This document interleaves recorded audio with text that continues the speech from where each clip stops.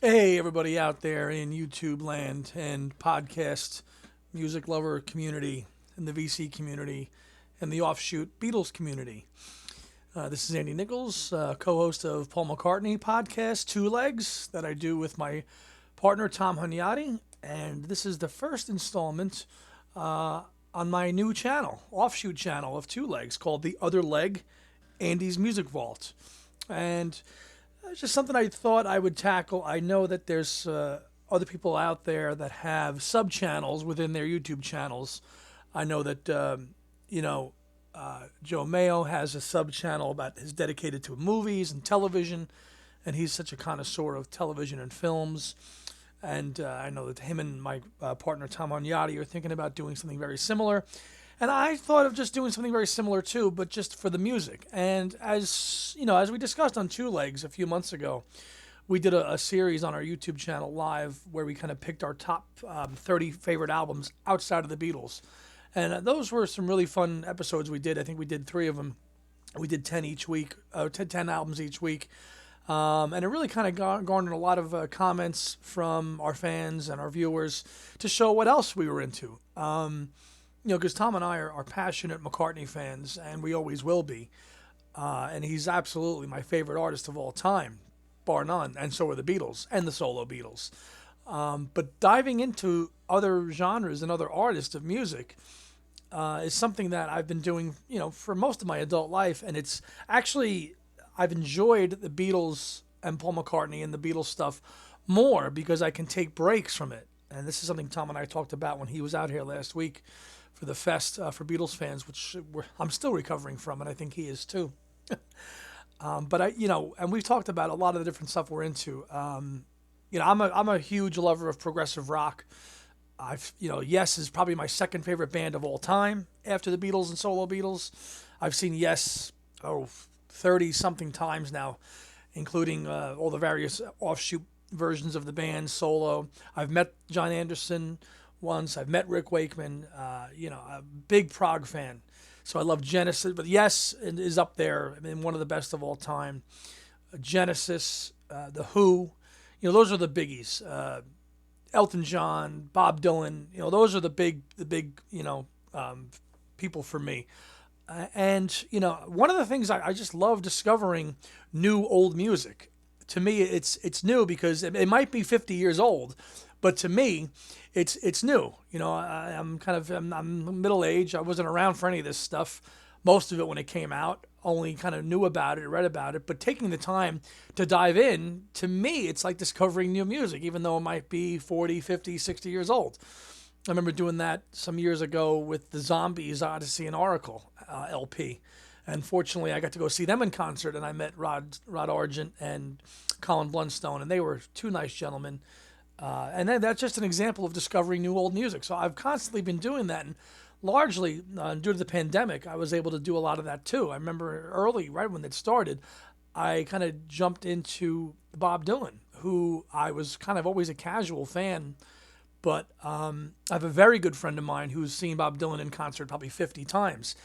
And I just decided to take the plunge one day. And I spent most of 2020 absorbing everything Dylan. As you know, if you can see on that back shelf, but there's a large portion of it is dedicated to Bob.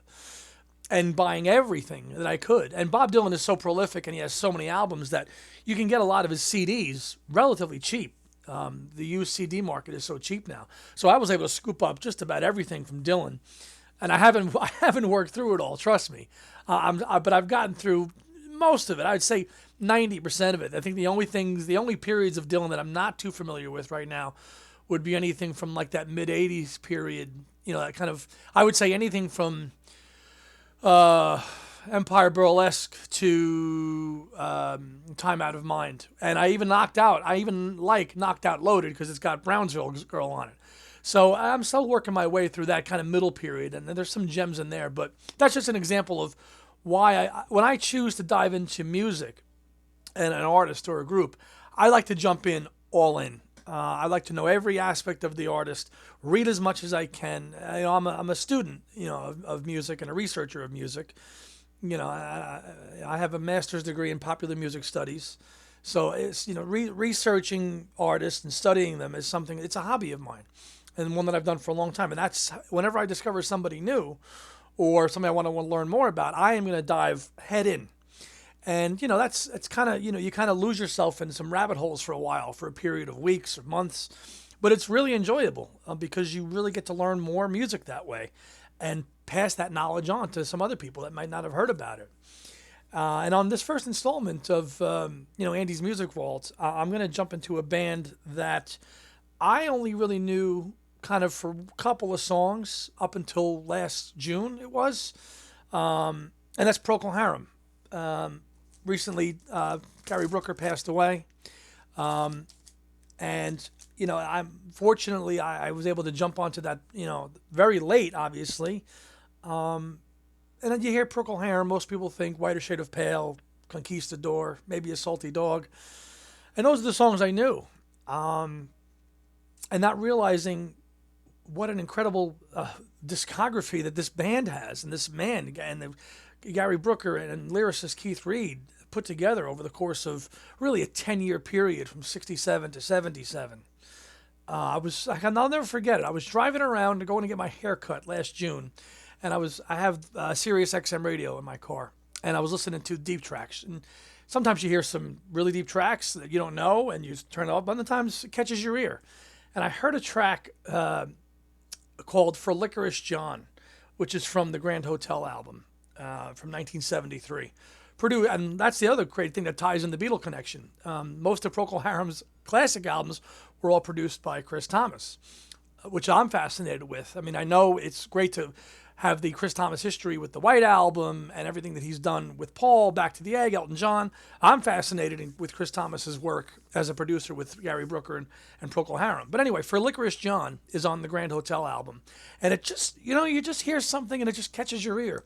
And I got home that day, and I started looking up the album and reading up it on Wikipedia, listening to some tracks on YouTube. And then, what does every vinyl connoisseur do? They hear it, they get a bug to go listen to something, they go buy something, they go to the record store, and they find it. And that's what I did. I just started with the Grand Hotel and buying that up, and then from there, I just went on and on and on and on to go through and read up about everything that I could over the next, from June of 2021 to the end of the year, to try to get all I could get my hands on.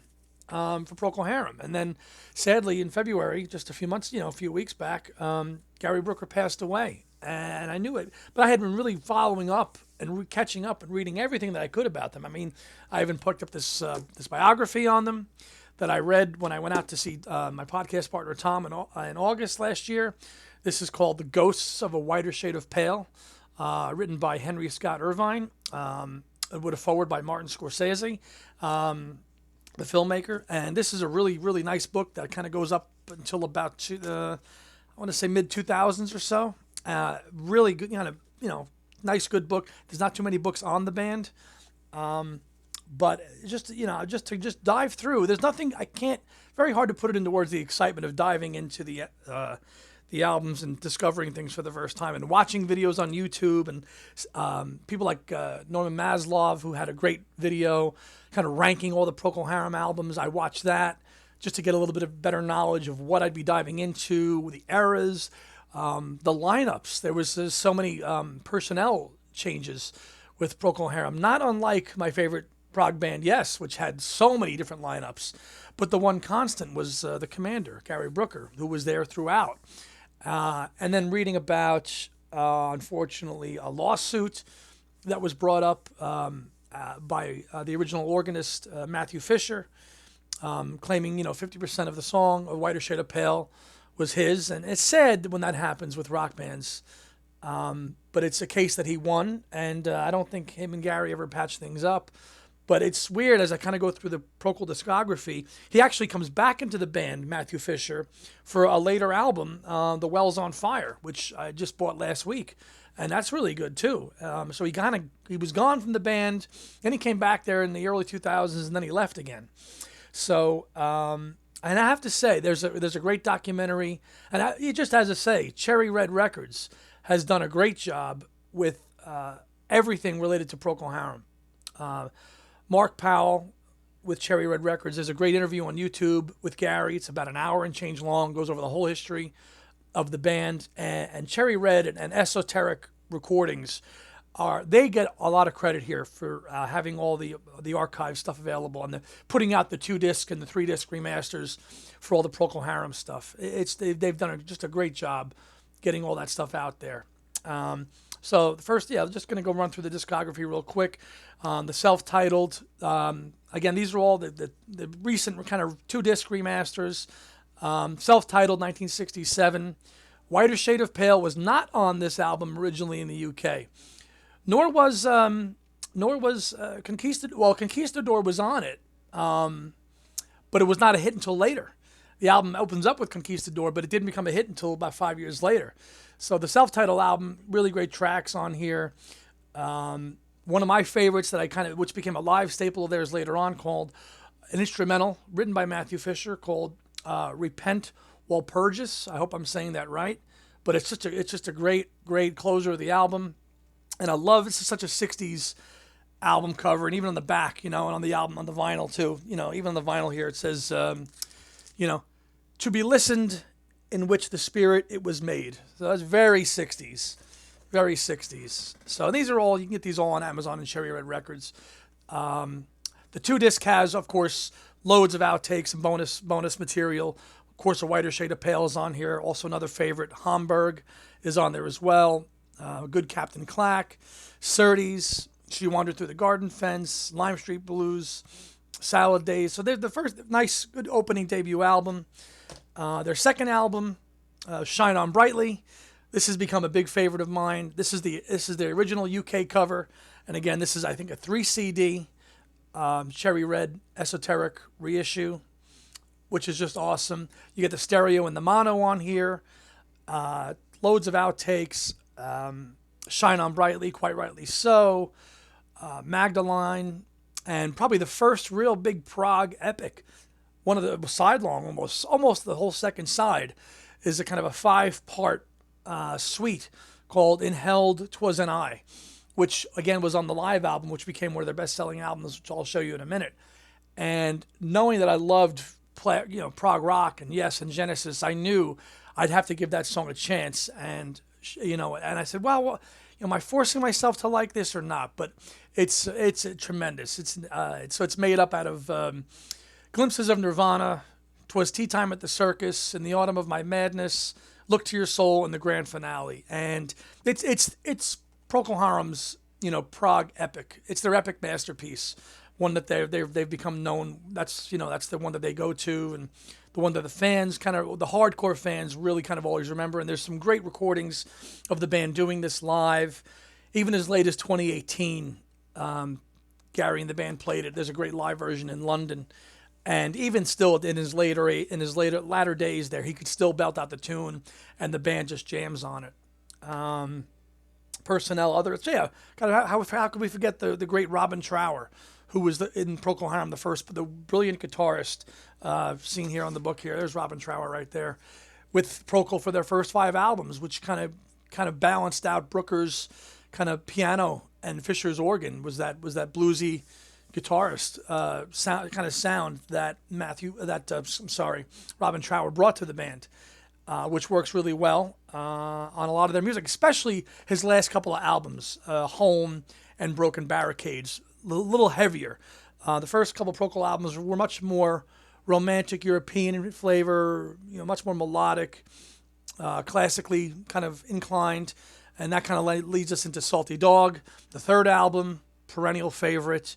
And again, the deep cuts. Salty Dog is a tremendous song. I'll never get tired of it, but The Devil Came from Kansas, great song, was even in consideration for the ending scene of The Sopranos.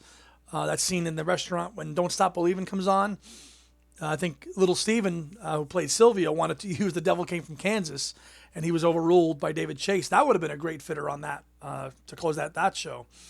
Milk of Human Kindness. But one of my favorite songs on this album is "All This and More." And apparently, when George Harrison heard "All This and More" on this album, he invited Gary Brooker to play on "All Things Must Pass." So it always comes back to the Beatles. So that's just a beautiful ballad. Again, loads of bonus cuts here, and opens up a couple, even with a poster. Most of these esoteric remasters have a poster with it as well. and they're so well documented, as they should be. More people need to know about this band. That's the long and the short of this first installment of Andy's Music Vault. And I don't know every single album all the way through yet. I'm not dissecting Tug of War here, folks. I'm still working my way through the discography. There's a couple albums that I know really, really well inside and out, but I'm still working my way through all of them. I think they only have 10 or 11 albums too, but there's so much stuff, especially on these remasters. The fourth album, Home, 1970. And I think some of this work, this is where Chris Thomas enters the picture on the fourth album, Home. And there's a couple tracks where George Martin even, I think, worked on a few of these as well. Whiskey Train, again, more of a rocking album.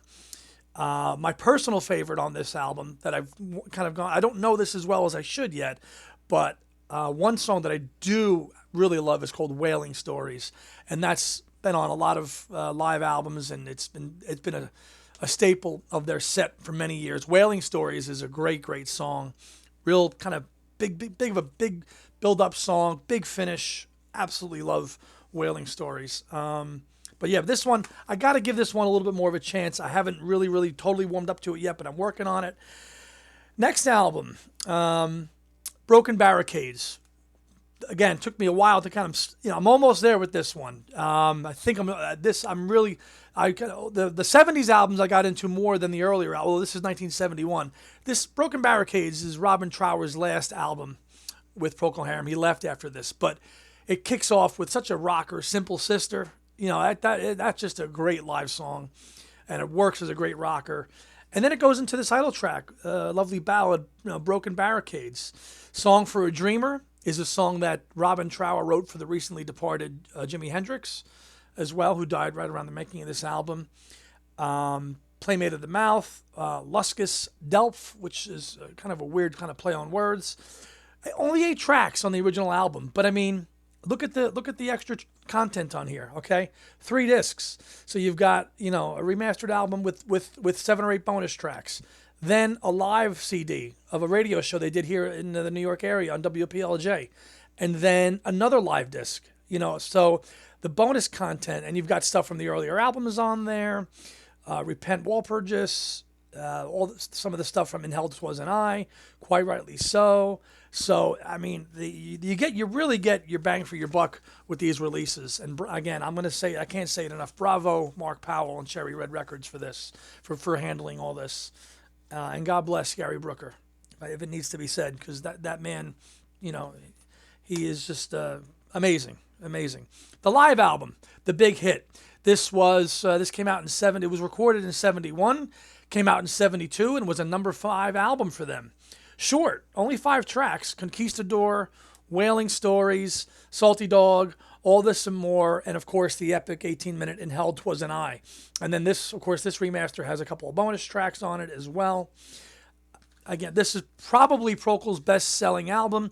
If you've ever gone through the cutout bins and the used record stores, you'll probably see this everywhere. And I remember when I bought this on vinyl years ago, wanting A Whiter Shade of Pale, and really being ticked off that it wasn't on there.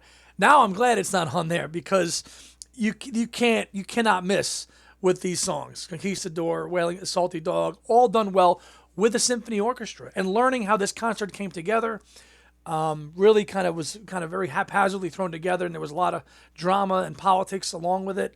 But it's all kind of covered in the Procol Harum history if you read it or watch the video on YouTube I talked about.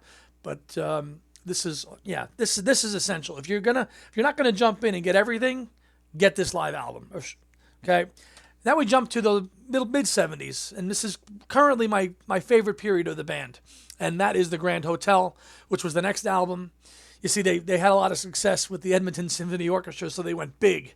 And of course, I'm just kind of paraphrasing what Gary Brooker kind of has retold. They went with a big production. And I have the LPs. I'll show you in a second. Big album, gatefold, poster, lyrics, kind of a concept album. Maybe by 1973, the concept albums were maybe a little passé. I don't think so. I think this is a fine record, wonderfully produced from start to finish. There is not a track that you cannot miss on here, starting with the Grand Hotel. And again, I'm pronouncing this second one wrong. It's in French. Toujours El Amour. I don't speak French, but it's a good rocking tune.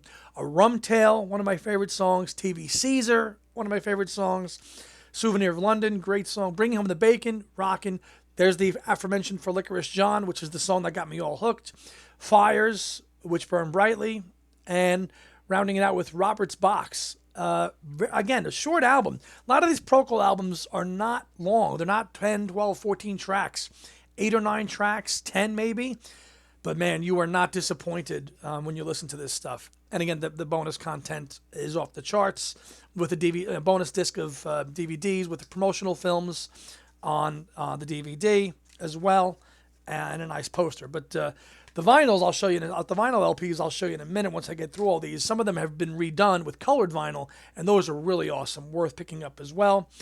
But I have to say, the next album, I think Grand Hotel is a lot of people's favorite, but I think this next album is my favorite, hands down. I must listen to this album once a week since I bought it. I've bought it on CD, the deluxe CD, multiple versions on vinyl. I do not get tired of it, and that is 1974's Exotic Birds and Fruit. I don't know what it is with this record.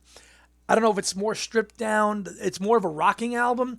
I know that Gary has stated after the kind of grandiose and production of Grand Hotel and orchestras, they decided to simplify things and kind of go back to that R&B Paramount's route. The Paramounts was the actually Procol Harum in the 60s. Before they were Procol Harum, they actually worked and toured with the Beatles many times and the Stones.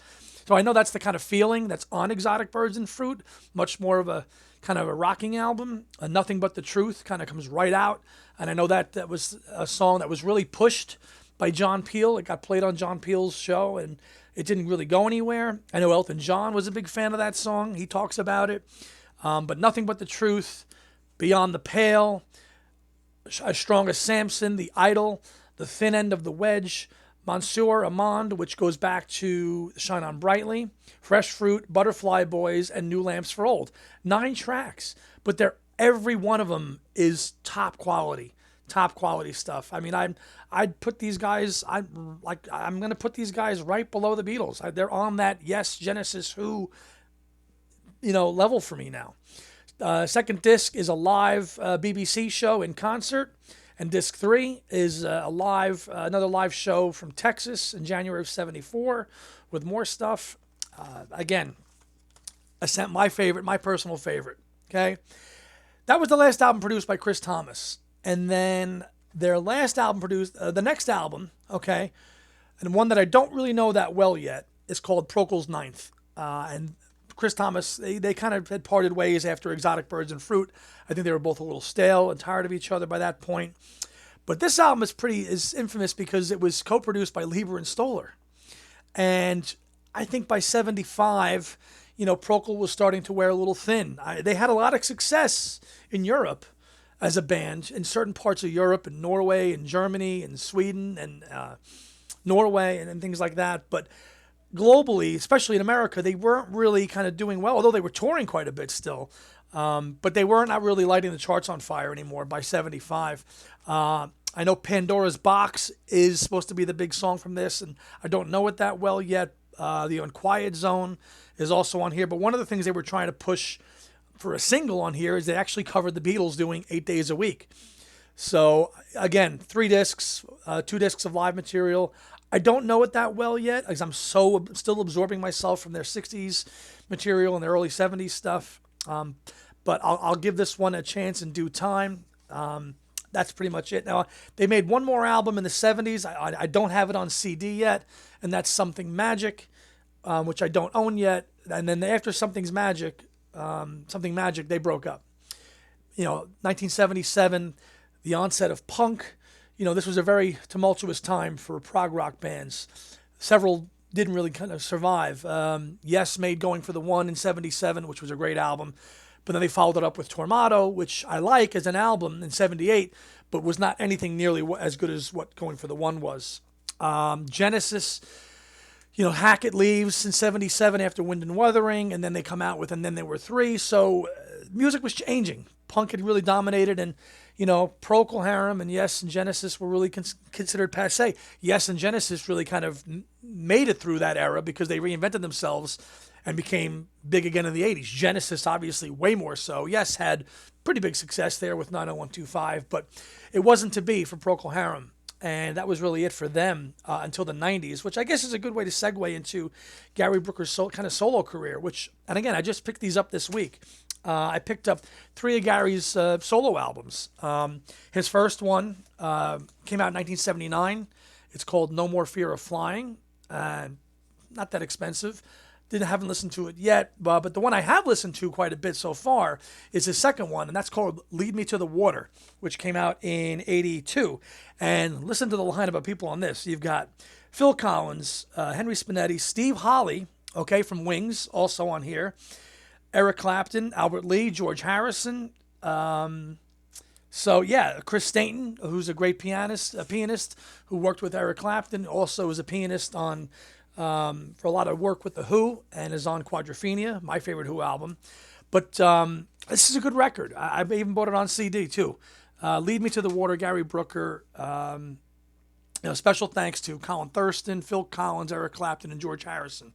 So, he rock royalty right here, man. So give this record a chance. I did listen to this one last week. Pretty good, very enjoyable. And then the third one that I got that I haven't listened to yet is Gary's third album. I think it's his third album.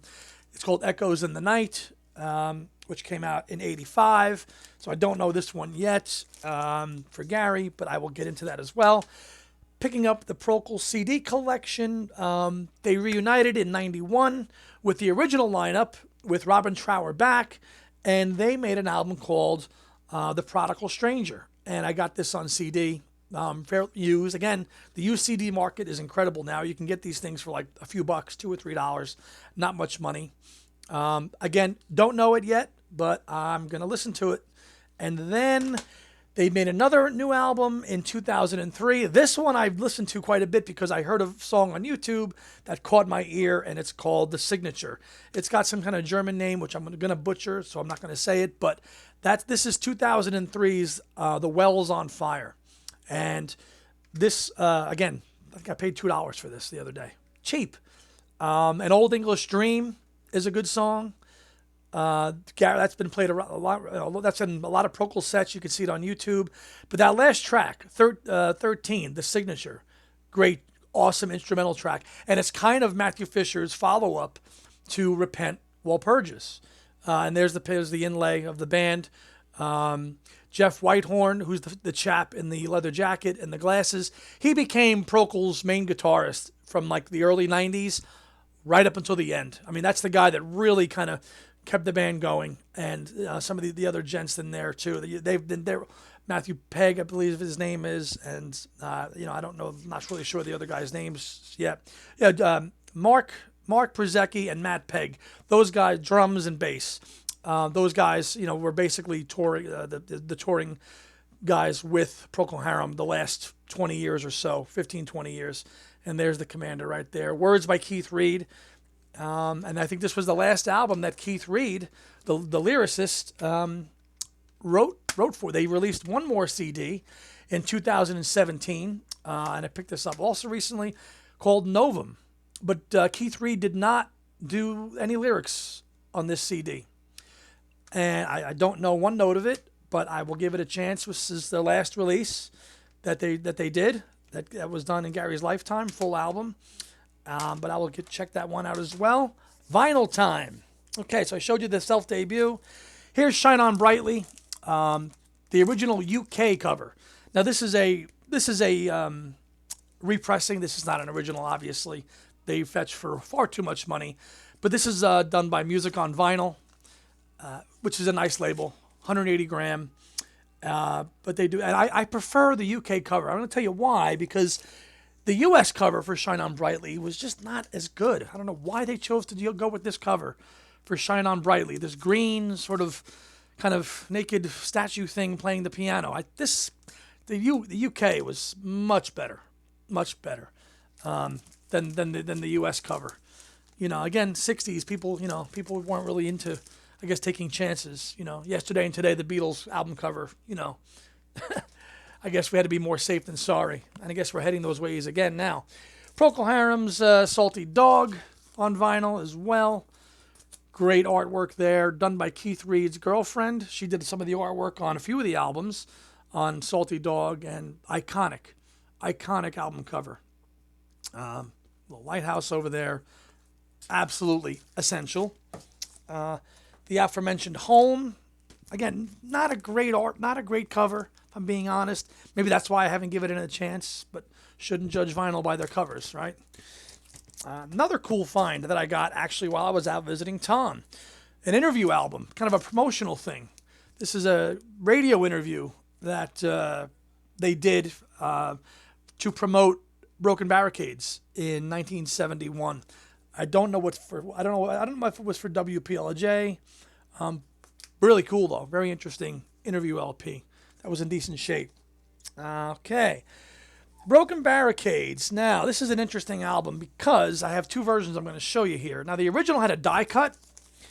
And you're going to say, what's a die cut? If you don't know what a die cut is, the original had a die cut cover that opened up that showed the faces of the four musicians in the band, okay?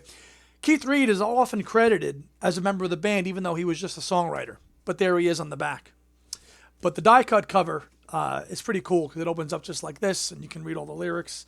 And subsequent pressings did not have that die-cut cover.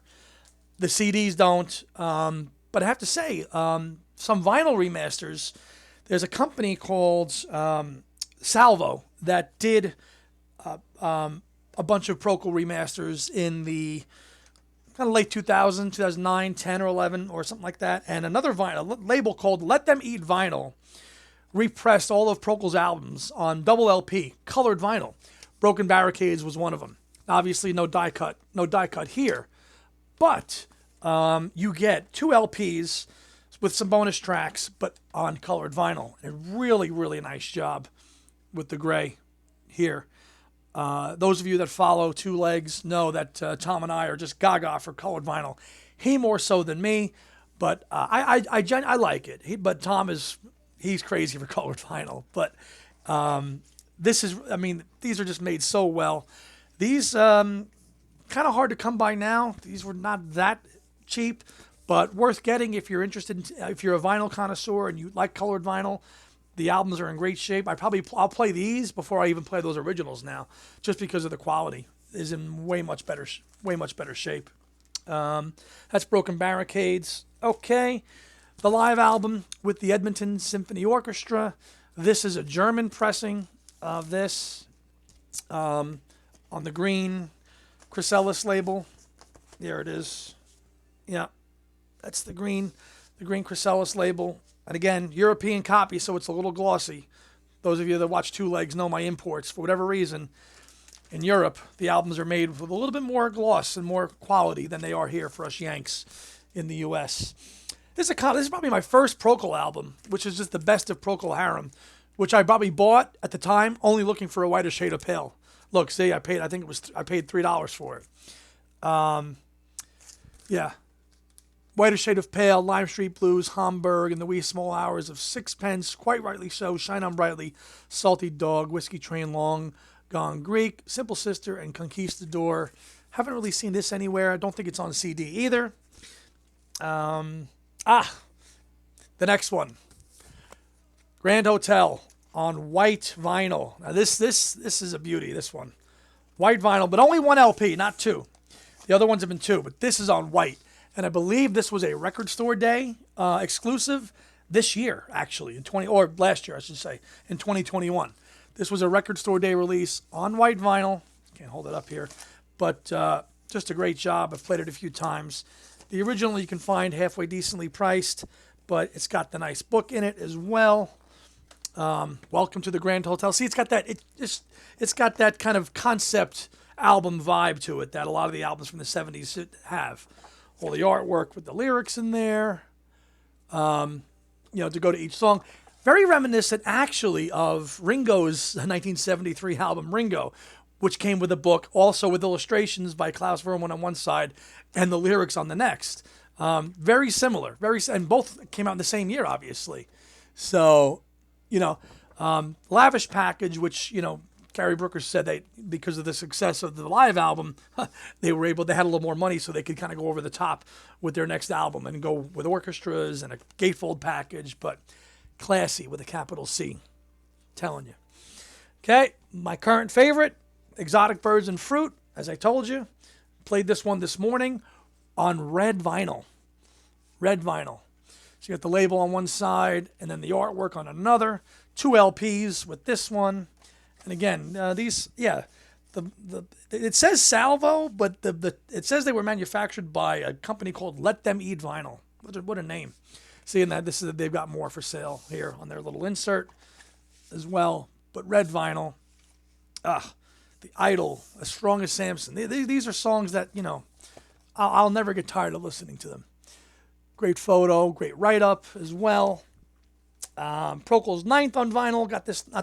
This wasn't that expensive. This is an original from the 70s. Again, have to dive into it still.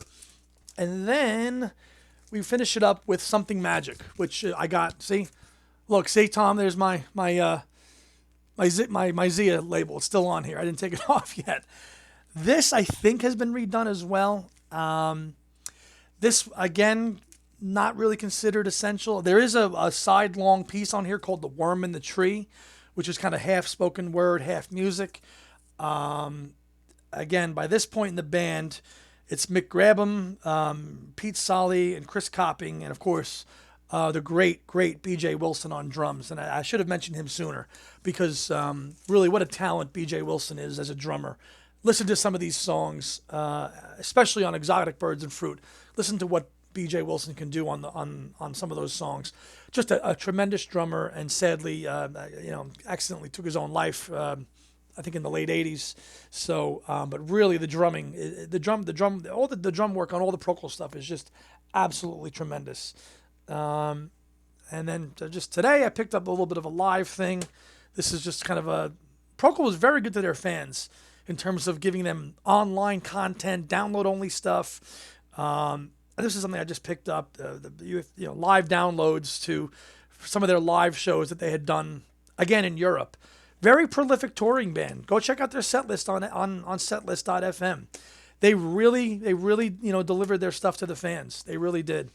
They did well by them. And then wrapping it up, got a couple of DVDs as well to show off here. If I don't drop everything. Okay, 2003, live at the Union Chapel. This kind of coincides with their 2003 album, The Well's on Fire, with Matthew Fisher, the original organist, in the band still. Worth picking this one up. This one's actually on YouTube. You can watch the whole thing. This is a great concert. This is Procol Harum in concert with the Danish National Concert Orchestra and Choir. This has got to be one of the best live concerts I've ever seen, bar none. It's like Concert for George Worthy. It's that good with a full orchestra, and then just a couple of sorted live DVDs. This one is from, I want to say 2001. I don't know the venue. And then another live one. And I think that this is just kind of promotional films, which I picked this up also. So yeah, it's been quite a ride with Procol Harum and getting to know their material. And every day I hear a new song, and I'm just amazed. I really am, and very thankful that Gary Brooker and Keith Reed and Robin Trower and B.J. Wilson and all the great members of the band gave us this music to fall back on and listen to, because it's timeless. It really is, and I hope more people discover it. I really do. That's why I'm doing the video. So they're really, really worth the plunge. I can't recommend them enough. And that'll do it for Andy's Music Vault #1, the first installment. Next week, next time, who knows? Maybe it'll be Dylan, maybe it'll be ELO, maybe it'll be Genesis. I'm not sure. But I felt that the first one should be devoted to a new band that I've been very happily pleased with listening to this last year, and highly encourage you all to do the same. So we'll see you on Two Legs, and we'll see you next time. Bye.